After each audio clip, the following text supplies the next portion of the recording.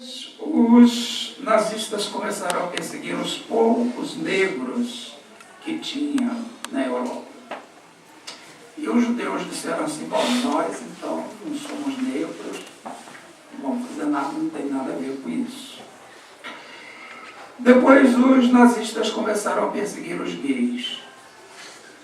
E os judeus disseram: mas essa é uma minoria, nós não somos tantos assim, e não disseram nada. E quando os nazistas começaram a perseguir os judeus, eles estavam sós. Eles não tinham ninguém para lutar ao lado deles, porque eles não foram solidários com essas minorias que eram perseguidas. Então, por que a gente está falando isso? A gente está falando isso porque está acontecendo uma coisa muito estranha no nosso país. Os traficantes presos estão se tornando pastores, entre aspas, porque aí diminui a pena deles, eles têm uma série de regalias, a família toda é convertida, eles criam igrejas nas comunidades, nas favelas, na periferia das grandes cidades, e ficam essas pessoas sendo os gerentes do tráfico. É claro que aqui nós não vamos generalizar, não vamos falar de que todos os evangélicos são assim. Aqui se excluem os evangélicos clássicos tradicionais, os presbiterianos, os batistas, os luteranos, os metodistas, e muitos desses que hoje têm essas igrejas que surgem assim de repente, nem todos são ligados ao tráfico, nem todos são ligados a esses bandidos. Então nós não podemos generalizar, mas está acontecendo demais, principalmente na periferia das grandes cidades. O que isso tem a ver conosco? O que isso tem a ver com o que a gente está conversando hoje? É porque esta semana começou oficialmente uma violenta perseguição aos umbandistas e o povo do candomblé e a todas as religiões de matriz africana.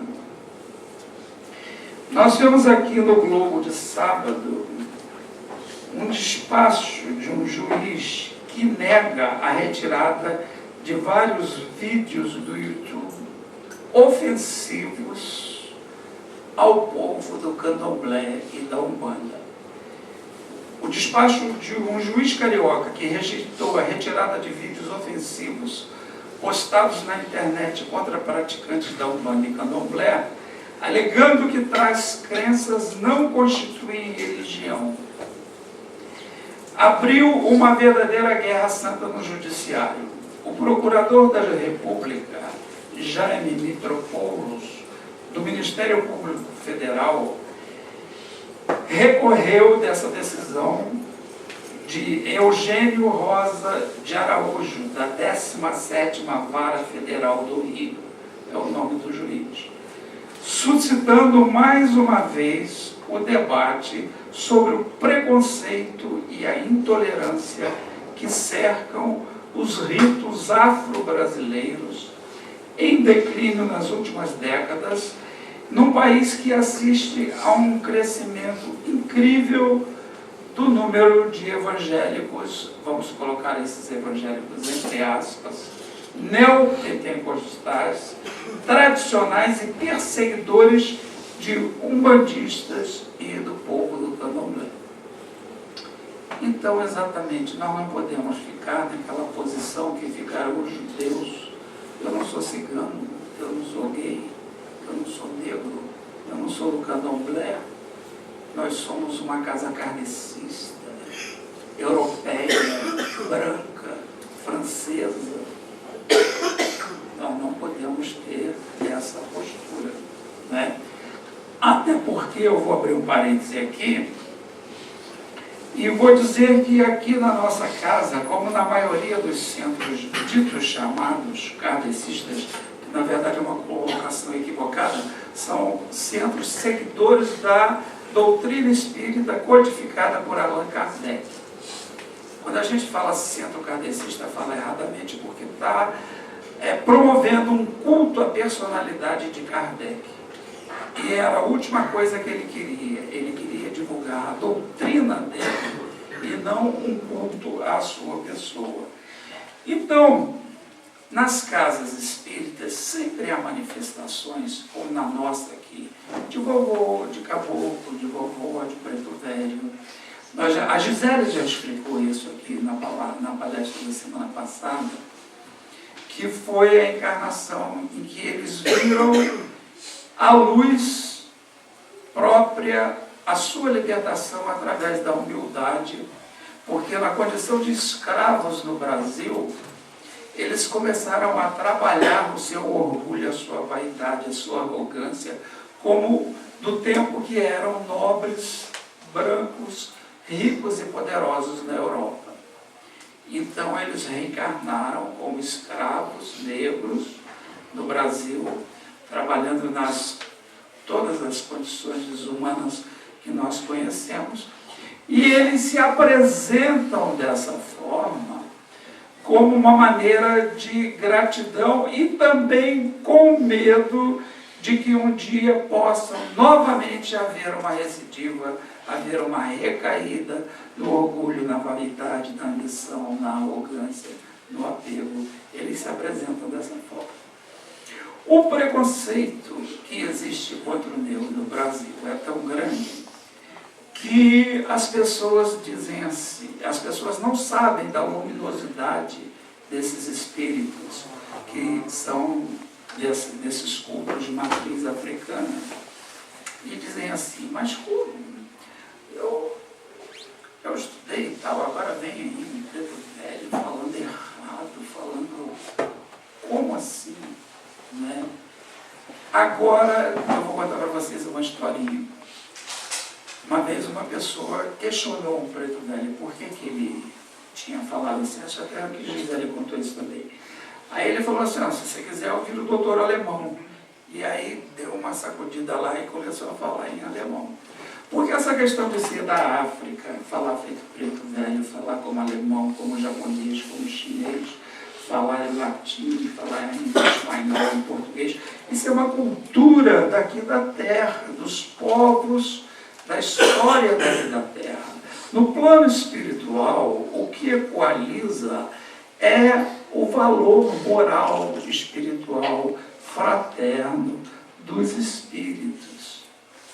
Então, isto, no fundo, lá no fundo, ainda é um preconceito, ainda é um racismo muito sério nosso, que nós projetamos até na religião, até na espiritualidade, até na maneira desses espíritos se manifestarem. Porque se o preto velho fala errado, o alemão fala bem errado também. Quando ele se apresentava como Dr. Fritz, ou como, não sei, esse monte de médicos alemães, que estão num processo de regeneração, eram ex-nazistas também, e que hoje estão trabalhando aqui no Brasil, em vários centros, né? Joseph Gleber, né? Sheila, que era a filha dele, enfim, vários espíritos que se apresentam como médicos alemães, eles também falam tão errado ou pior do que os pretos velhos. No entanto, o racismo inconsciente nosso, né, se manifesta quando algumas pessoas fazem essa colocação. Eu não vou seguir a orientação de um cara que é um preto velho que fala errado. Então, isso aí é uma coisa que a gente tem assim, que ter muito cuidado.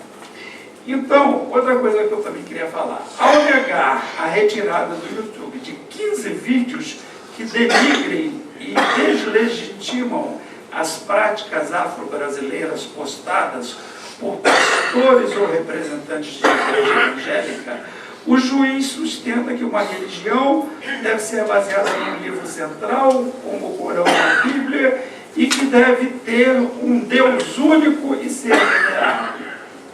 Os humanistas e o povo do candomblé nunca disse que teria mais que um Deus. Era sempre Oxalá, era sempre um Deus maior. E sempre Jesus Cristo. Então você vê que aí começa um desconhecimento desse juiz. Né? Outra coisa também, procurado juiz, o juiz é autor de um livro chamado Resumo dos Direitos Humanos. Ele dá aula numa faculdade, escreveu isso. E informou, por meio de sua assessoria de imprensa, do Tribunal Regional Federal, que não atenderia a imprensa, não daria entrevista. Então, o Procurador-Geral da República, tanto ele quanto os líderes religiosos e estudiosos, são unânimes em atacar a definição dada pelo juiz ao conceito de religião, que diz se tratar de um caso de preconceito. Isso porque as religiões afro, de matriz afro, elas se apresentam e se manifestam através da oralidade. Não tem nada assim escrito da África. Porque os negros, quando vieram para cá, eles eram de várias etnias, de vários lugares da África, de várias culturas. A gente não pode permanecer com a ideia de que a África é uma coisa só. Tinham os iorubás, os bantos, um negro que deu origem a Milton Nascimento, tenha todo o rosto com aquela caixa vocal que ele tem larga, que o faz ser um bom cantor, muito diferente de um negro como Pelé, que tem o nariz fino, o olho repuxado. Então, na África existem várias etnias, e várias culturas, e várias línguas, e várias religiões diferentes. E como que eles iam ter condições de, como escravos, escrever alguma coisa, se a cultura dele era traduzida de pai para filho, através da oralidade, através da forma oral, né? Isso não existia. Então, essa história desse juiz dizer que não existe uma Bíblia, não existe um Alcorão, ele é uma pessoa completamente sem cultura, sem informação. Bem, outra coisa também é que essa sentença contraria a Declaração Universal dos Direitos Humanos e também a Constituição Federal, afirmou o Procurador da República, reforçando que os vídeos disseminam o ódio, o preconceito e a intolerância. E o povo brasileiro não comunga com a intolerância religiosa. Pelo contrário, o povo brasileiro, ele faz dentro de si um sincretismo, uma síntese, né? Porque aconteceu o seguinte, os negros, quando vieram para o Brasil, como eles estavam proibidos de cultuar os seus orixás, eles correspondiam os orixás deles a diversos santos brasileiros, como uma forma de disfarçar. Então, eles falavam em Santa Bárbara, mas estavam cultuando em Ançã. Falavam em São Jorge, mas estavam cultuando Ogum. Falavam em São Sebastião e estavam cultuando, acho que é Oxóssi, não sei, Oxóssi. E aí assim outros, Iemanjá, Nossa Senhora, São Jorge, Ogum e assim por diante, né? E isso ficou como herança cultural nossa, né? Então, um dos vídeos mostra uma mulher que se descreve como ex-macumbeira, dando depoimento sobre como se converteu a uma religião evangélica. E um outro ainda entrevista um encosto. É como se não fosse trágico, né? E o outro ainda, outro vídeo, entrevista um demônio. Né? A gente sabe que são os espíritos obsessores, atrasados, que precisam de ajuda, eles vêm ali na mesa mediúnica. Então eles são evangelizados, eles são tratados, eles estão bem enlouquecidos, né? Porque são aqueles algozes de outras épocas, né? E hoje se tornam presas fáceis de outros algozes mais velhos do que eles, né? Mais fortes, mais poderosos do que eles. Então, em algumas religiões, como nós já falamos, a palavra, as questões religiosas, elas são transmitidas de forma oral, como na Nigéria ainda é até hoje, né? E isso é o fruto desse fundamentalismo religioso, pelo qual é contra, por exemplo, o Jean Willis, que todo mundo conhece. Outra coisa, existem 15 vídeos ofensivos que foram alvo da ação do Ministério Público Federal. 430 terreiros de Umbanda sofreram algum tipo de intolerância, foram destruídos. É comum a gente ver no jornal da televisão os terreiros de Umbanda serem invadidos, os santos, são santos católicos e entidades serem quebradas, os seus membros serem perseguidos na favela, na comunidade, serem expulsos pelos traficantes, né? E essa senhora daqui, atrás das grades, ela teve que botar o centro dela e gradear toda. É uma mãe de santo de Acari, na Zona Norte. Ela foi obrigada pelos traficantes depois a fechar o seu centro, né? Ano passado, o jornal Extra revelou que os traficantes de drogas das favelas pacificadas da Zona Norte, em Lins de Vasconcelos, Serrinha e Madureira, expulsaram dezenas de pais e mães de santos da comunidade. Na Ilha do Governador, um traficante conhecido como Fernandinho Guarabu, chefe do tráfico no Morro do Dendê, ostentava no antebraço uma tatuagem com o nome de Jesus. Dizendo-se evangélico, determinou o fechamento dos terreiros na comunidade, na favela, e espalhou dizeres públicos por todos os muros que havia lá, né? Então, outra coisa também que o Globo mostrou, que contrariando a lei de diretrizes e bases da educação, o ensino religioso vinha sendo imposto em escolas públicas do Rio de Janeiro com evidente viés evangélico. Isso foi no tempo do Garantido. Estudantes e praticantes de religiões afro-brasileiras relataram perseguições e discriminações por parte de outros alunos e até mesmo de alguns professores.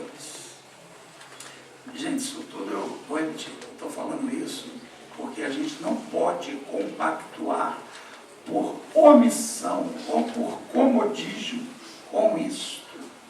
Inclusive, a Federação Espírita do Estado do Rio de Janeiro, junto com a Igreja Católica e mais essas denominações de matriz africana, eles estão juntos nessa luta de denúncia e de combate ao preconceito.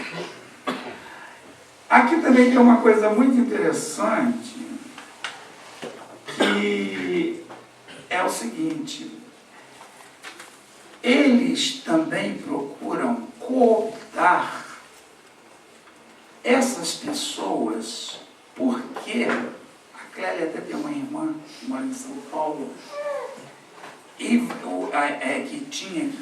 frequentava o centro de Umbanda e de repente os médiuns sumiram, porque os evangélicos pagavam R$2.000 por mês para eles irem lá na frente da igreja, na televisão, e receberem aqueles irmãozinhos obsessores e sofredores. E o pastor dizia que era o demônio, que era Satanás, e fazia aquele exorcismo, aquela coisa toda, né?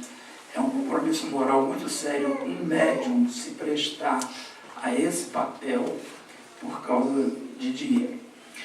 Outra coisa também muito séria que existe aí nesse viés é a questão da arrecadação dos dízimos que esses pseudos evangélicos conseguem. São verdadeiras fortunas, como aquela igreja que a gente conhece, evangélica tradicional, como uma outra que tem um boiadeiro, que tem mansões fora do Brasil, e helicópteros e não sei o quê. Então, existe essa questão econômica muito séria, porque o dízimo que eles dão não é 10% do salário. Se o cara tiver uma fábrica, ele tem que dar 10% da fábrica. Ele tem que dar 10% da produção leiteira dele. E eles dão. E eles dão. Eles dão porque existe um terrorismo espiritual, dizendo que é Satanás, que é coisa do demônio. Quer dizer, eles estão enlouquecendo o povo. Também tem um viés muito interessante, que é o viés político, de eleger lideranças, pastores, para as câmaras municipais, para as prefeituras, para as assembleias legislativas do Estado, para a Câmara Federal e o Senado, que são o Congresso, onde, então, eles votarão leis terríveis. Queria dizer para vocês o seguinte: está em estudo no Congresso um Estatuto da Família por parte de um grupo muito grande de evangélicos. Esse Estatuto da Família, legalmente, só vai considerar família homem, mulher, avô, avó, num combate e perseguição terrível ao grupo LBGT e S, que são os simpatizantes, para anular, já tem vários projetos, para anular o casamento das pessoas com o mesmo sexo, para anular as adoções, que eles adotam as crianças que vivem debaixo dos viadutos, as pobres crianças, que os héteros largam, e também essa questão do casamento é a seguinte: as duas pessoas constroem um patrimônio e são execrados e destruídos pelas famílias. Quando um morre, vem um irmão, vem um pai, vem um tio, vem um sobrinho, vem um parente, querer a herança daquele patrimônio que foi construído pelos dois, né? Então, existe esse projeto, esse Estatuto da Família do Congresso Brasileiro, para anular todas as conquistas que essas pessoas que têm essa orientação sexual conseguiram. Volto a repetir: hoje são eles, como no poema, amanhã seremos nós. Mesmo porque, quando você fala para uma pessoa que você está vindo aqui, ela diz assim: ué, você virou macumbeiro? E macumba era um tronco que existia e os negros tocavam na beira da praia. Bater macumba era bater num tronco, que chamava macumba, que então passou a ser usado pejorativamente para denominar esses cultos africanos, né? Então, nós queríamos lembrar que em 1800 1961, mais de 300 livros espíritas foram queimados em Barcelona. Se chama o Alto de Barcelona, podem procurar no Google, pela Igreja Católica, por influência de um bispo lá, né? Eram livros franceses, né? Então, essas perseguições religiosas, elas, constantemente, elas aparecem. Outra coisa também que eu queria dizer aqui é que um levantamento realizado no passado pela PUC do Rio de Janeiro, Pontifícia Universidade Católica, dentro do mapeamento das casas de religião de matriz africana no estado do Rio, traduziu um número imenso de perseguições, né, como a gente já falou aqui. Mas eu queria falar de uma antropóloga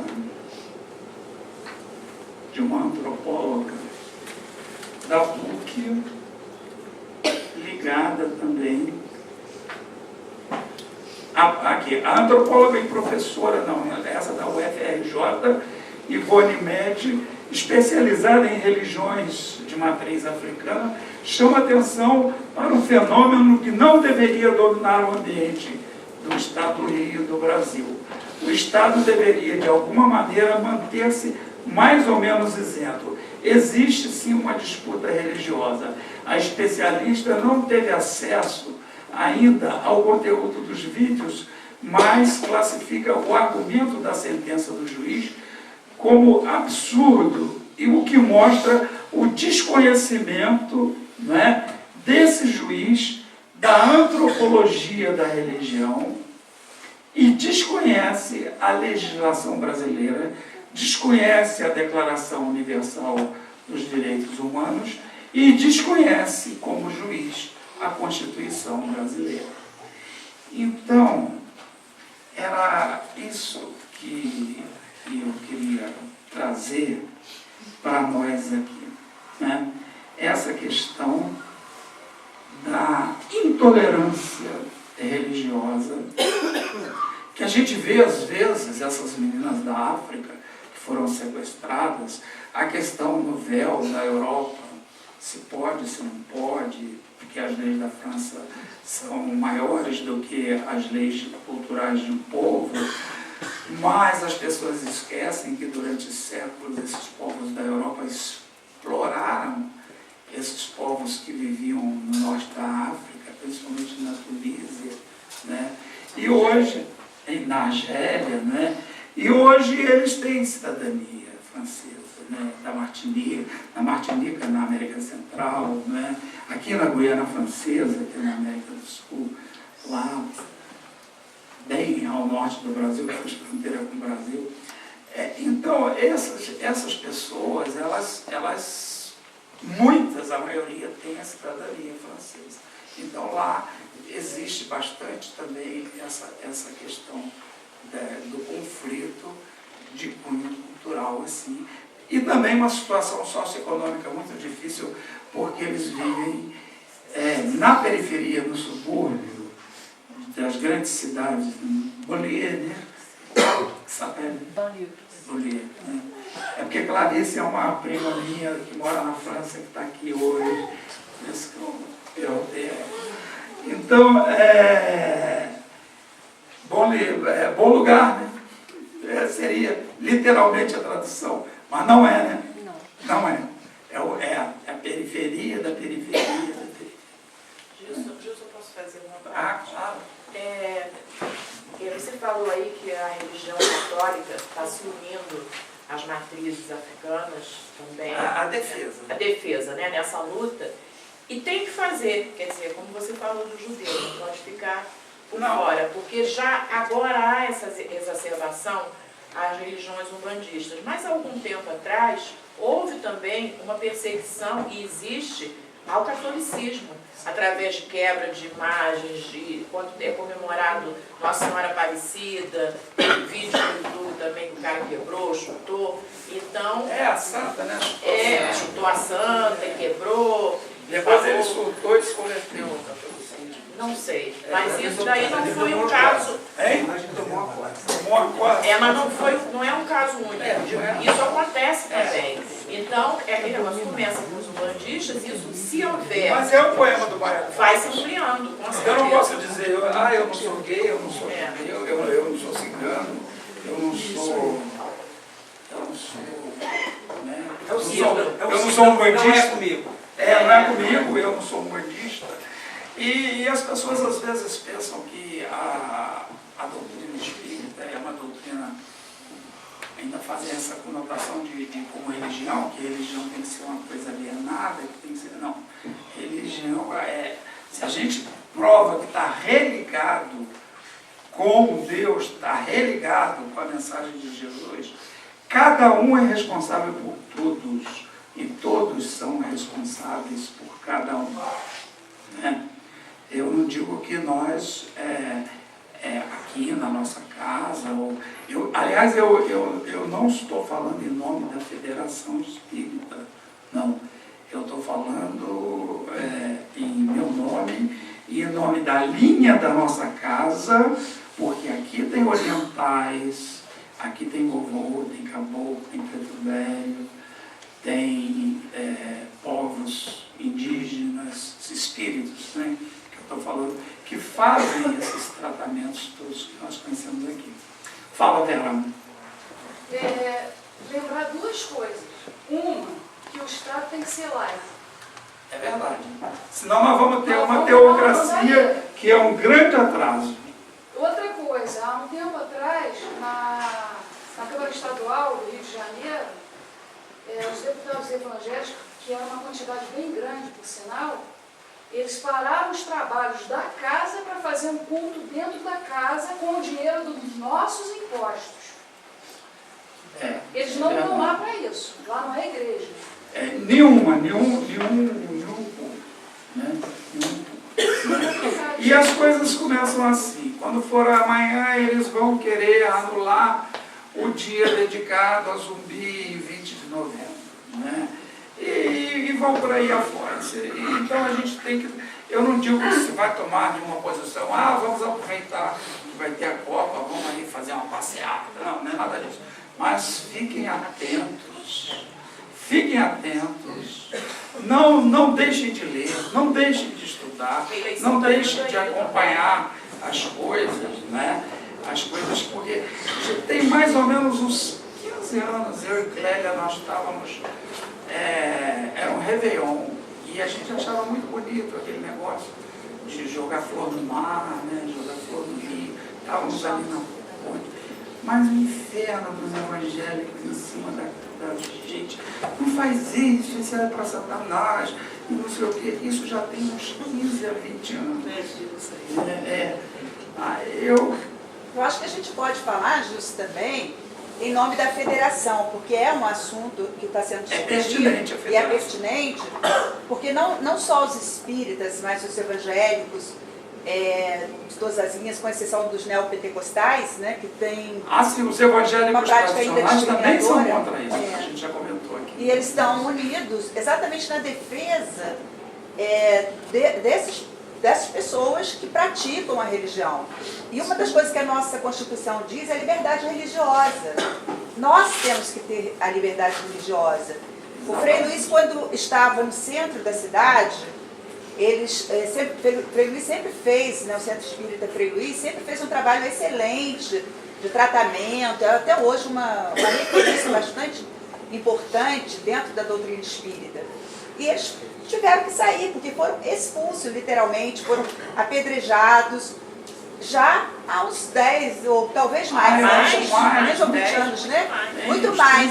Então, isso tende a ter um crescimento. E eu acho que a nossa luta é pela liberdade religiosa, sim, de todas as pessoas, e por uma coisa que é ilegal e que é crime, que é a discriminação. Né? Quando você tem o preconceito religioso, o preconceito sexual, ou seja lá o que for, né, nós estamos agindo contra aquilo que Jesus colocou para nós. E o certo é que Jesus não criou religião nenhuma. Ele criou o amor, né? Ele criou a caridade, o respeito. Então eu acho que em nome do que Jesus trouxe para todas as religiões, é que a gente está discutindo isso aqui hoje, para que verdade. nós tenhamos cuidado, né, com aqueles falsos profetas, como já dizia Jesus. Exatamente. Também, né? Jesus, ele se dava com o coletor de impostos.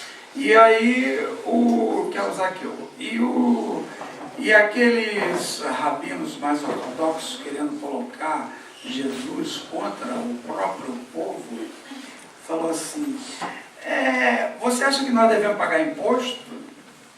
Aí Jesus pegou a moeda e falou assim, de quem você finge aqui? Essa moeda, essa imagem aí no momento. De quem é essa efígie? É de César. É a César o que é de César e a Deus o que é de Deus. Então ele se dava com Zaqueu, que era o coletor de impostos. Ele aceitou Maria Madalena, que era uma moça bem liberada para a época, né? Ele recriminou Pedro quando pegou a espada e cortou a bainha de um soldado romano na hora de prender. Ele perdoou Judas.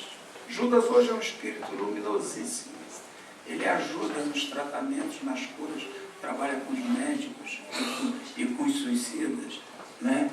Então, eu acho que a gente não pode permitir ser conivente por omissão com essas coisas. Dizer assim, não, eu não tenho nada com isso, eu estou aqui na minha casa, estou no Facebook, acho tudo muito engraçado, estou vendo na televisão, mas eu não tenho nada com isso. Não. Eu acho que a gente não pode perder, porque isso está ganhando um outro viés que não é religioso, que é o político partidário e que é o econômico. Né? Então amanhã eles vão censurar a peça de teatro, agora está passando uma novela na TV Record, que é uma série chamada Espartacus, que eles cortaram várias cenas, censuraram várias cenas, que isso já passou na TV a cabo, que eles, por opinião, acham que irá contra que a Record é evangélica. Tem essas Neopentecostal. Neopentecostal, bem conservadora, né? Bem radical. Segundo o seio, é do bicho nascer. Exatamente. É o máximo, né? As últimas. Pois é. Você viu? Preconceito. Pode falar. um negócio. É que nós estamos falando aqui sobre religião, eu vou falar sobre uma coisa que aconteceu um dia. Hoje ele não está aqui, ele vinha hoje comigo, mas não veio. O Roberto, ele falou isso comigo, eu não estou nem autorizado a falar, porque eu estava lá, mas eu vou falar aqui. Ele via hoje aqui, mas ele não veio, mas não é por isso não, porque hoje como está falando sobre religião, eu de vez em quando eu vou lá na prefeitura, ainda mais quando ele vem aqui, ele trabalha com a doutora Gleice, e agora saiu e foi trabalhar com o Rogério Cabral, que o Rogério Cabral queria que ele fosse trabalhar lá com ele. Então, nesse dia que eu fui, ele ainda estava trabalhando com a doutora Gleice, e deu uma confusão lá pelo seguinte, na mesma sala em que ele trabalha, do outro canto tem um pastor lá. E só que ele começou a fazer lá os cultos lá dentro, né? Aí o Roberto subiu, foi chamar a doutora Gleice, que é evangélica, desceu e falou, aqui não, isso aqui não é igreja não, sabe? E ele continua insistindo lá. No outro dia o Roberto disse, olha, ele já estava fazendo de novo aqui, que teve uma pessoa que, aliás, eu que pedi para ir procurar o Roberto lá, e a pessoa chegou lá, segurou, e faz aquela roda lá, começa a cantar lá dentro da prefeitura, de vidro. Aí, quando está falando sobre esse negócio de religião, aí a doutora Gleice falou, aqui não é igreja, e ele é evangélico. Tá bom. Então, vamos abstrair os nomes, né? São fictícios. Mas para vocês verem como está entrando como quintal da gente, vocês me dão a gente a permissão de repetir o poema, que é muito importante. Na primeira noite, eles se aproximam e roubam uma flor do nosso jardim, e não dizemos nada. Na segunda noite já não se escondem, pisam todas as flores, matam o nosso cão e não dizemos nada. Até que um dia o mais frágil deles entra sozinho em nossa casa, rouba-nos a luz E conhecendo o nosso medo, arranca-nos a voz da garganta. E já não podemos dizer mais nada. Só essa que eu queria falar hoje. Muito obrigado.